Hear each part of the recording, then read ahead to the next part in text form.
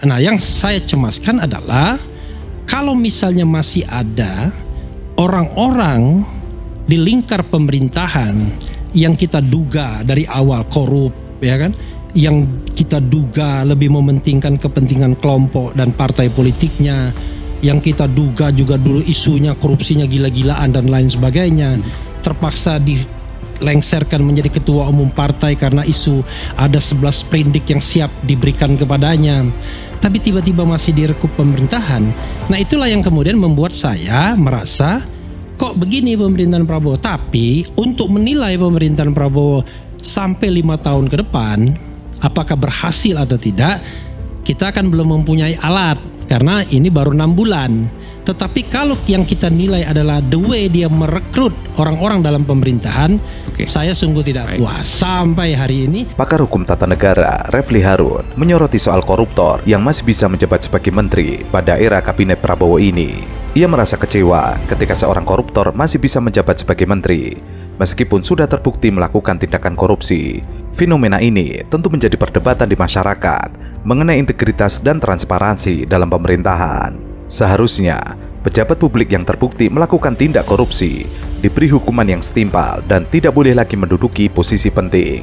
Namun, terkadang dalam praktek politik, banyak faktor yang mempengaruhi keputusan-keputusan seperti itu, mulai dari kekuatan politik, dukungan partai, hingga proses hukum yang bisa berlangsung lama.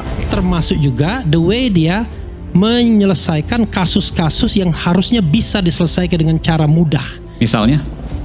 HAM misalnya, KM 50, itu mudah sekali, very easy. Aktornya ada, bisa dirunut. Tetapi apakah dia mau membongkar circle itu? Itu pertanyaan, kan begitu. Kemudian kasus yang terkait dengan korupsi misalnya, mudah, minyak goreng, hutan. Tetapi selalu berhenti kan. Tapi yang lebih gawat lagi Zarup Rikar yang ada mafia itu 1 triliun. Kemudian timah, ya kan, macam-macam.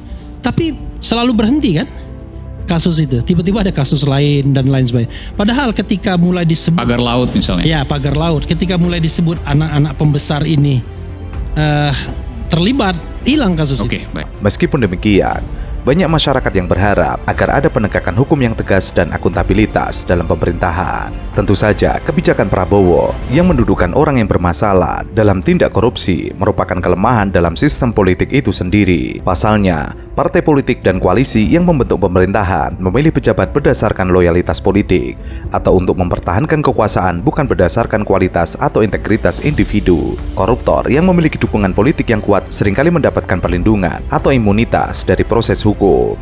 Diperkuat oleh Ray Rangkuti dengan penggiringan sesuai dengan apa yang menjadi pikiran Ray Rangkuti gitu loh. Kita ini memangnya mesti diberi penjelasan. Ya nggak bisa bicara soal Pak Jokowi korupsi. Mana Menggiring buktinya? opini itu. Ini kan kasus hukum. Mana buktinya Pak Jokowi korupsi?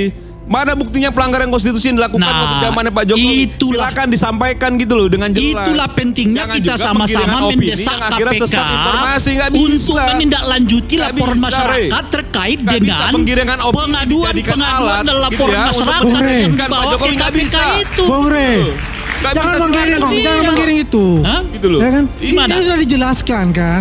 Jelaskan oleh apa? Bang Ahmad. Kalau kita Yang bicara masalah bukan korupsi, kita ya, bukan tadi kita kan ada yang salah satu menjawab poin itu. korupsi. Yang Dari dulu menjawab- tuh korupsi ada. Bukan Ya? kita yang menjawab itu, yang menjawab itu aparat penegak hukum. Silakan. Maka sudah dilaporkan. Pak Jokowi ke udah sampaikan KPK. jika memang ada Sekarang bukti-bukti kita silakan. tunggu Jangan KPK. bermain di opini publiknya dong. Apakah KPK Kalau mau memang bicara menindaklanjuti soal ini hukum, atau silakan tidak? aparat penegak Kan hukum kira-kira itu lakukan. makanya. Pak Jokowi nggak keberatan. Kan sudah dilaporkan. Pak Jokowi nggak keberatan. Oleh karena Silakan. itulah kita tunggu. Gitu loh. Pak. Mana Kita pelanggaran tunggu yang bisa KPK. dipertanggungjawabkan? Jangan Silakan aja. KPK ini ke Gitu loh. oposisi kencang, Ya, ke ini kan- dalam pemerintahan lemah lembut. Ya ini kan menurut kau. Ini Kau yang kan kita selalu seuzon lihat aja. hari Gitu loh. ini. Itu kan gayanya Kau. Rey itu.